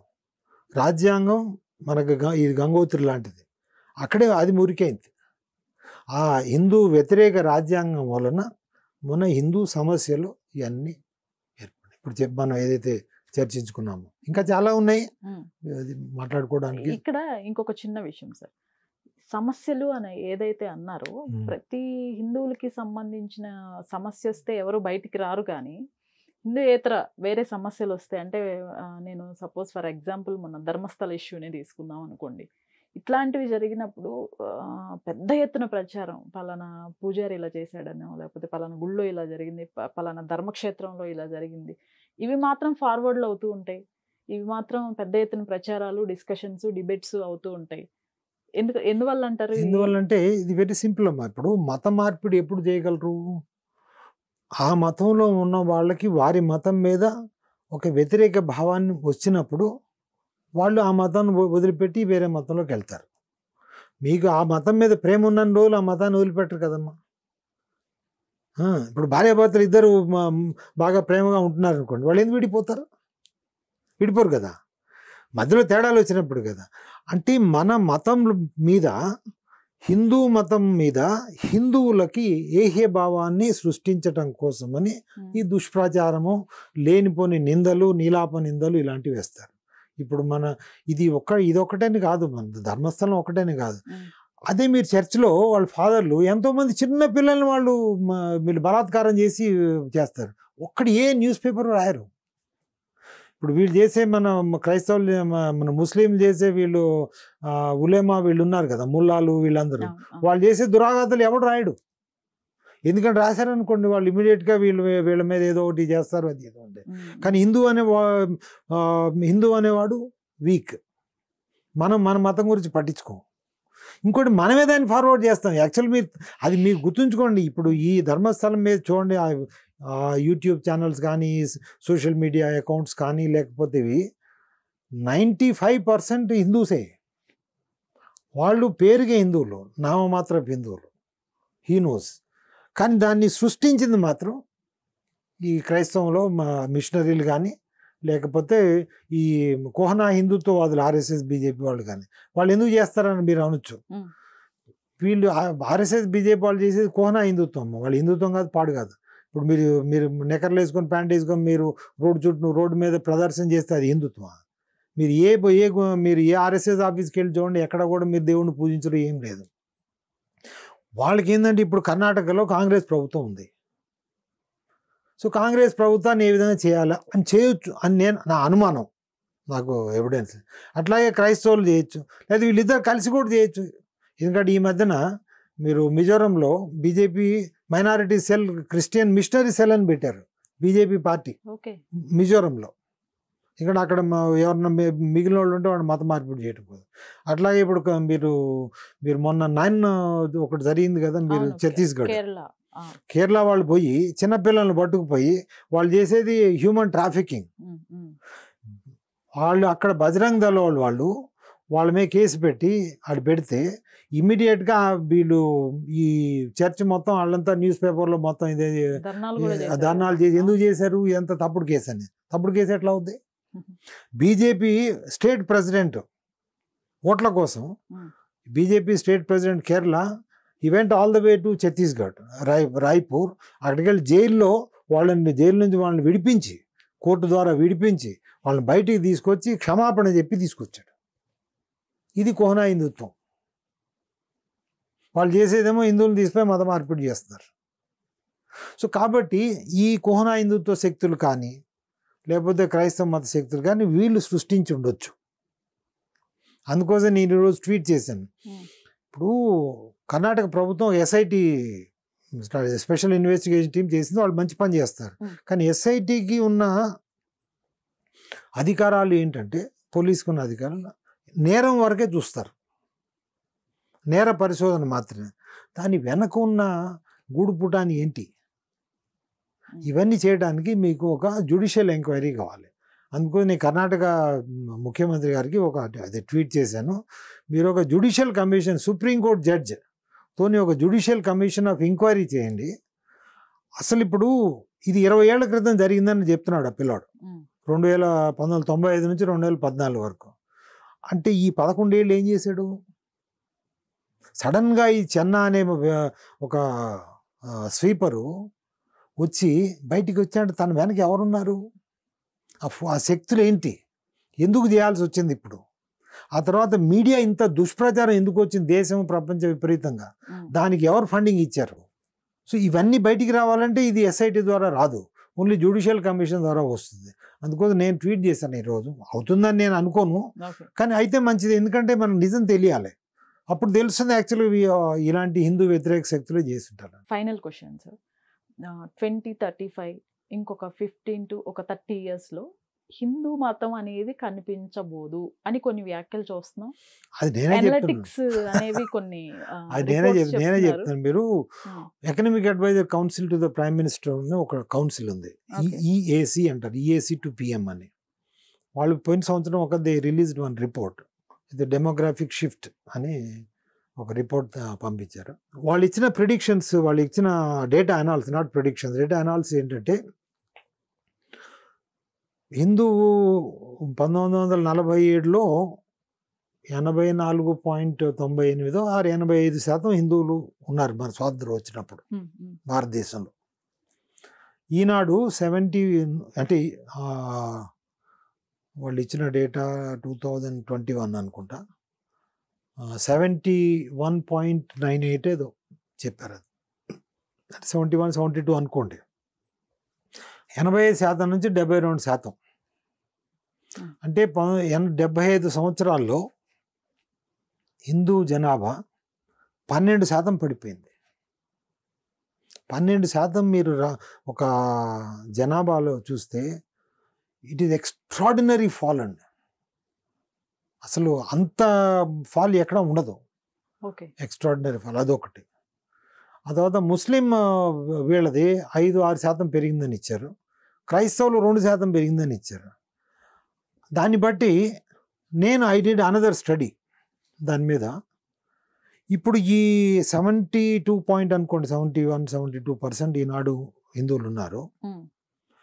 అయితే మీరు అందులో ఆ హిందువులు మన జనాభా లెక్కల్లో కమ్యూనిస్టులు హిందువులని రాస్తారు, అంబేద్కరైట్లు హిందువులని రాస్తారు, నియో బుద్ధిస్టులు హిందువులని రాస్తారు, నాస్తికుడు హిందువులని రాస్తాడు, నిరీశ్వరుడు హిందువులని రాస్తారు.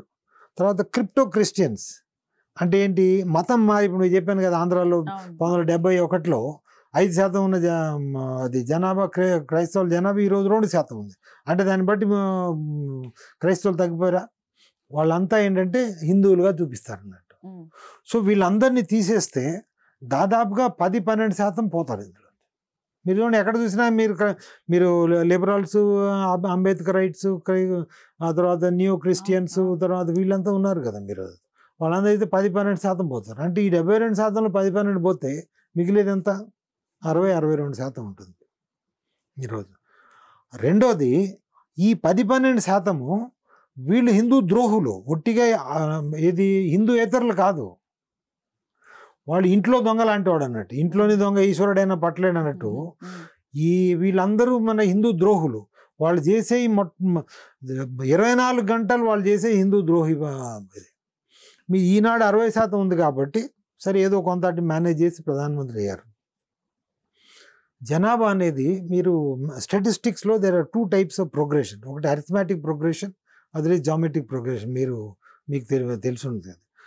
అంటే ఇది ఎక్స్పోనెన్షియల్గా మన population growth or fall, both they follow the exponential path.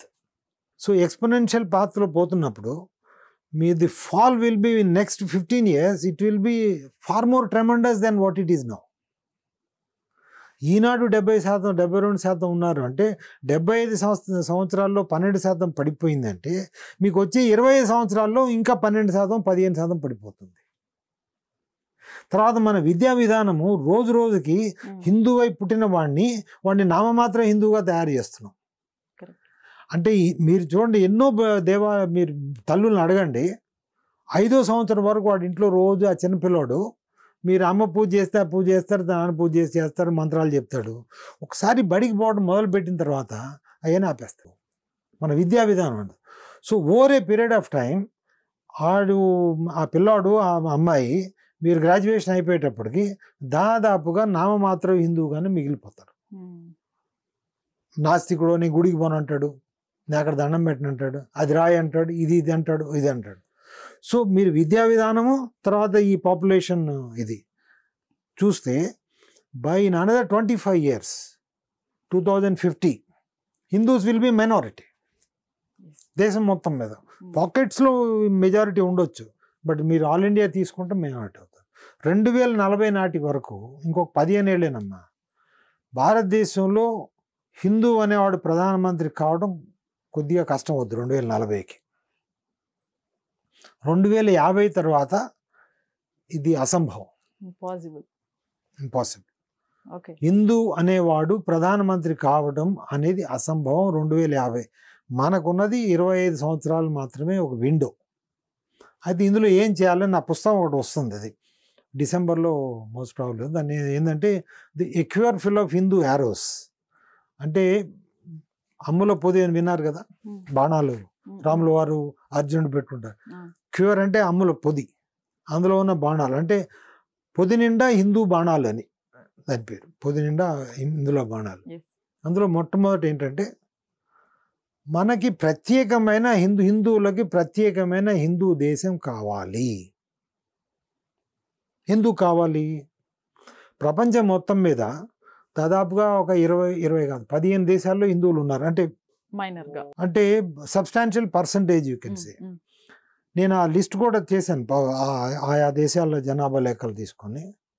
ప్రతి దేశంలోనూ హిందువులు మీరు 1950లో ఎంతమంది ఉన్నారు ఆయా దేశాల్లో, ఈనాడు ఎంత ఉన్నారు, పర్సంటేజ్ పడిపోయింది ప్రతి దేశంలో, ఇంక్లూడింగ్ భూటాన్. అమ్మ, భూటాన్ మన హిందూ దేశం లేకపోతే, మన ఇండియా లేకపోతే భూటాన్ బతకదు. భూటాన్లో 11% హిందువులు తక్కువైపోయారు. అంటే మన స్నేహితుడు మన మిత్రుడు అనే దేశం భూటాన్లో, ఆ తర్వాత శ్రీలంక మన మిత్రుడు అనే దేశంలో, అది బుద్ధి దేశంలో, అక్కడ 7% 8% పడిపోయారు. మీరు ప్రపంచంలో ఎక్కడ చూసినా ఈ విధంగా ఉంది. భారతదేశంలోనే పడిపోయారు. అయితే ఈ మొత్తం ఈ హిందూ జనాభా 116 కోట్లు ఉన్నారు ఈరోజు ప్రపంచం మొత్తం మీద. సంఖ్య బాగానే ఉంది. ప్రపంచంలోకెల్లా 3వ అతిపెద్ద మతం. 15%, 15.1% మన హిందువులు. అయితే 240 కోట్ల మంది క్రైస్తవులు ఉన్నారు. వాళ్ళకి 157 క్రైస్తవ దేశాలు ఉన్నాయి. అయితే మీరు కొంతమంది అనొచ్చు అమెరికా క్రైస్తవ దేశం కాదు కదా అవి అని. కాకపోవచ్చు, కానీ అమెరికా క్రైస్తవ వ్యతిరేక దేశం కాదు. ఎట్లయితే భారతదేశము పేరుకే హిందూ మెజారిటీ ఉన్నా కానీ it is anti Hindu country, అంటే హిందూ వ్యతిరేక దేశం ఇది. మీరు అమెరికాలో యాక్చువల్గా మీరు ఏమైనా పూజలు పునస్కారాలు చేసి ఏమైనా చేస్తే వాళ్ళు సహిస్తారేమో, కానీ ఇప్పుడు ఇక్కడ చేసేదానికి మన ప్రభుత్వమే సహించట్లేదు. అంటే మన చట్ట ప్రకారం మీరు అమెరికా రాజ్యాంగం ప్రకారం మనకు అన్ని హక్కులు ఉన్నాయి. మీరు అక్కడ గుడి కట్టుకోవచ్చు, మీరు పూజలు చేసుకోవచ్చు, మీరు కావాల్సింది చేయదు. కానీ భారత రాజ్యాంగం ప్రకారం మనకు హక్కులు లేవు. సో అవి 157 దేశాలు క్రైస్తవ దేశాలు ఉన్నాయి. అట్లాగే 190 కోట్ల ముస్లింలు ఉన్నారు ప్రపంచం మొత్తం మీద. 50 ఇస్లామిక్ దేశాలు ఉన్నాయి. ఆ ఇస్లామిక్ దేశాల్లో మీరు ముస్లిం తప్పితే ఎవరు ఉంటాను వీలేదు. అది కాకుండా మిగిలిన కొన్ని దేశాలు ఉన్నాయి భారతదేశం లాంటివి, వాళ్ళు డామినెంట్ మెజారిటీ. ఇప్పుడు భారతదేశంలో ముస్లింలు in fact they are the one who actually rule. Muslims and Christians they are the one who rule India, not Hindus. కానీ వీళ్ళ ఈ రాజకీయ నాయకులంతా ఓన్లీ నామం మాత్రం అంతే. వాళ్ళు ఏది చెప్తారో అది మీరు చేయమని చెప్పండి. చంద్రబాబును కానీ, రేవంత్ రెడ్డిని కానీ, నరేంద్ర మోదీని కానీ, లేకపోతే ఫడ్నవీస్ కానీ, ఒక చిన్న అది నిజమైన లౌకిక చర్య తీసుకోమని చెప్పండి, ఉచ్చబోసుకుంటారు ప్రతివాడు, ఇంక్లూడింగ్ నరేంద్ర మోదీ కూడా. సో కాబట్టి 190 ముస్లింలు ఉన్న వాళ్ళకి 50 ఇస్లాం దేశాలు, తర్వాత చాలా దేశాల్లో వాళ్ళు డామినెంట్ మెజారిటీ, మైనారిటీ. 50 కోట్లు ఉన్న బౌద్ధులు వాళ్ళకి 7 దేశాలు ఉన్నాయమ్మా. శ్రీలంక, భూటాన్, మ్యాన్మార్, ఇట్లా 7 దేశాలు వాళ్ళకు ఉన్నాయి. 1.5 కోటి ఉన్న యూదులు, జ్యూస్, వాళ్ళకి ఒక దేశం ఉంది, ఇజ్రాయెల్. కానీ మన దౌర్భాగ్యం ఏంటో కానీ 116 కోట్లు ఉన్న హిందువులకు ఒక దేశం కూడా లేదు. ఇప్పుడు ఆఫ్ఘనిస్తాన్లో హిందువులను తరిమేస్తే భారతదేశం వచ్చారు, పాకిస్తాన్లో తరిమేస్తే భారతదేశం వచ్చారు, బంగ్లాదేశ్లో తరిమేస్తుంటే భారతదేశం వచ్చారు, శ్రీలంకలో ఎల్టీటీ ఆ టైంలో తరిమేస్తే భారతదేశం వచ్చారు. మరి భారతదేశం తరిమేసి ఎక్కడ పోతారు? ఇప్పుడు మన ఈ మూర్ఖపు హిందువులు ఇది ఏం ఆలోచించరు. పొద్దున్న లేస్తే డబ్బు సంపాదించడం, నేను ఇన్ని 100 కోట్లు 1000 కోట్లు సంపాదించడం. కానీ ఆ 1000 కోట్లు ఎక్కడ పోతాయి? నువ్వు తురకోడో క్రిస్టియన్లో నీ పిల్లలు అయిపోతారు. ఏముంది ఉపయోగం ఏంటి? ధర్మం నిలబెట్టడానికి ఒక్క పైసా వాడవు కదా, లేకపోతే ఒక పని చేయవు కదా. సో కాబట్టి నేను చెప్పే ఏంటంటే, ఎలా అయితే యూదులు 2000 సంవత్సరాల నుంచి వాళ్ళు ఫైట్ చేసి వాళ్ళు ఇజ్రాయిల్ దేశాన్ని ఏర్పరచుకున్నారో, ఆ ఇజ్రాయిల్ దేశం ఏర్పడిన తర్వాతనే యూదులు సురక్షితంగా ఉండగలుగుతున్నారు ప్రపంచం మొత్తం మీద. ఎందుకంటే ప్రపంచంలో ఎక్కడ యూదుల మీద ఏమన్నా దురాక్రమణ జరిగినా కానీ ఇజ్రాయిల్ వెంటనే ఖండిస్తుంది, వాళ్ళు చర్యలు తీసుకుంటారు. ఇప్పుడు ఈనాడు పాకిస్తాన్, బంగ్లాదేశ్, విభిన్న దేశాల్లో కానీ ఇంక్లూడింగ్ ఇండియాలో కూడా మీకు హిందువుల మీద ఏమైనా ఆక్రమణలు జరిగితే ఖండించే దేశం ఒక్కటి చెప్పండి అమ్మా. భారతదేశమే ఖండించదు, ఎందుకంటే మన లౌకికవాదం కదా, మనం ఖండించాం. సో కాబట్టి మనము అనాథలం. 116 కోట్ల హిందువులు అనాథలు. ఇప్పుడు ఇల్లు లేనివాడు ఎట్లా ఉంటుంది, నిరాశ్రయం మనం. ఇప్పుడు ఎంత ఉన్నారు, ఒక ఇల్లు అనేది ఉండాలి కదా, ఇల్లు లేనివాడు రోడ్డు మీద తిరుగుతుంటాడు, నిరాశ్రయలే కదా వాళ్ళు. సంచార జాతులను కొంతమంది ఉన్నాయి, వాళ్ళకి ఇల్లు ఉండవు పాపం, రోజు ఎక్కడో తిరుగుతుంటారు, చెట్టు కింద ఉంటారు, ఇంకో చోట పుట్ట దగ్గర అక్కడో ఇక్కడ ఉంటారు. మన హిందువుల పరిస్థితి కూడా అదే. సరే, ఫస్ట్ నుంచి ఇంటర్వ్యూ స్టార్టింగ్ నుంచి ఇప్పటి వరకు అన్ని సమస్యలే మాట్లాడుకున్నాం హిందువులకి. అయితే హిందూ దేశం అని అడిగాను నేను. పరిష్కారం ఏంటంటే మొట్టమొదటి మనకు కావాల్సింది సమాన హక్కులు. ఆర్టికల్స్ 25, 26, 27, 28, 29, 30 వీటిని సవరించి, రాజ్యాంగాన్ని సవరించి హిందువులకి సమాన హక్కులు ఇవ్వాలి. హిందువులకు సమాన హక్కులు అంటే ముస్లింలను, క్రిస్టియన్లను వాళ్ళ హక్కులు తీసేయమని నేను అన్నాను. ముస్లింలో క్రైస్తవులని సోఫా మీద కూర్చోబెట్టారు, హిందువులను భూమి మీద కూర్చోబెట్టారు, నేల మీద కూర్చోబెట్టారు.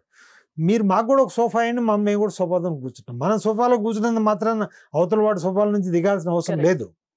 అది ఈ ఆర్ఎస్ఎస్ బీజేపీ వాళ్ళని ఎన్ని ఏళ్ళ నుంచో నేను ప్రయత్నం చేస్తున్నాను, మరి విసిగిపోయాను నేను. ఇప్పుడు ఈనాడు కాదు, 1998లో వాజ్పేయి ప్రధానమంత్రి అయినప్పుడు కూడా సుదర్శన్ ఆ టైంలో కూడా కలిశాను. వాళ్ళు అన్నారు మనకి ఇప్పుడు మెజారిటీ లేదు కదా, తర్వాత చేద్దామన్నారు. మెజారిటీ వచ్చినప్పుడు ఏనాడైతే 2014లో మెజారిటీ వచ్చిందో, ఈ మోహన్ భాగవత్ గారు భువనేశ్వర్లో ఆయన వచ్చినప్పుడు నేను కలిసి చెప్పింది ఇది మొట్టమొదటి. మీరు ఆ రోజు అన్నారు, ఆయన ఉన్నారు ఆ రోజు మీటింగ్లో, మీరు ఆ రోజు అన్నారు కదా 1998లో, కాబట్టి ఇప్పుడు వచ్చింది మెజారిటీ చేయమని. మనకు రాజ్యసభలో మెజారిటీ లేదు కదా, అది వచ్చిన తర్వాత చేస్తామన్నారు. రాజ్యసభలో మెజారిటీ వచ్చిన తర్వాత కొంతవరకు వచ్చిన తర్వాత ఈ లోపల వాళ్ళు రాజ్యాంగాన్ని 5-6 సార్లు వాళ్ళు సవరించారు.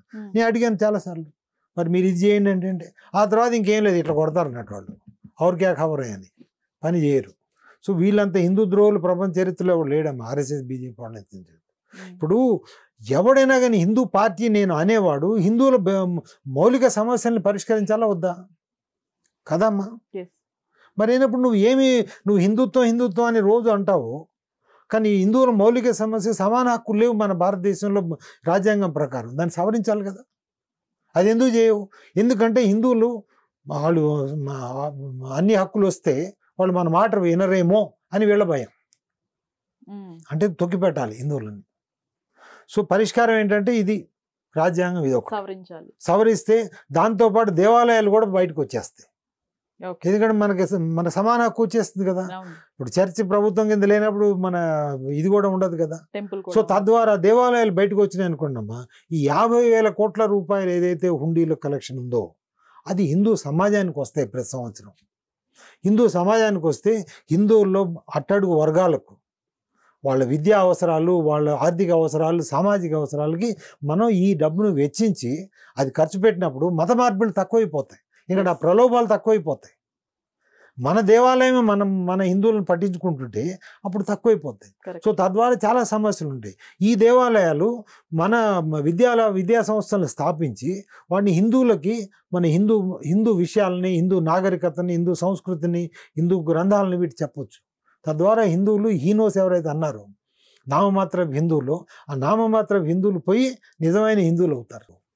ఇది అంటే నేను చెప్పాను కదా, ఇది మన సమస్యలకు మూల కారణం గంగోత్రి ఎట్లయితే గంగ నుంచి వచ్చిందో మన సమస్య గంగోత్రి మైలం అయిపోతే గంగ కూడా అవుద్ది కదా, అట్లాగే ఇది అన్నట్టు. సో ఇది ఒకటి. రెండోది ఇది ప్రస్తుతానికి, కానీ ఇది చేసిన తర్వాత కూడా 2050 వరకు మన జనాభా తక్కువ అవుద్ది. కానీ దాన్ని ఏ విధంగా అంటే మనకి హిందూ ప్రత్యేక దేశం కావాలి. మీరు ఎవరి వాళ్ళు ఇప్పుడు ఇద్దరు భార్యాభర్తలు కలిసి ఉండాలనుకున్నారు, పెళ్లి చేసుకున్నారు, ఇద్దరు తర్వాత పడలేనప్పుడు వెళ్ళిపోతారు. సో కాబట్టి అది ప్రత్యేక హిందూ దేశం కావాలి. అది ఏ విధంగా అవుతుంది అది అనేది నా పుస్తకంలో ఉంది. అప్పటి వరకు నేను right sir, thank you so much. మిమ్మల్ని కలవటం, ఇన్ని విషయాలు మీ ద్వారా పబ్లిక్లోకి రావటం మా మీడియా ద్వారా, thank you so much sir. Thanks అమ్మా, నమస్తే.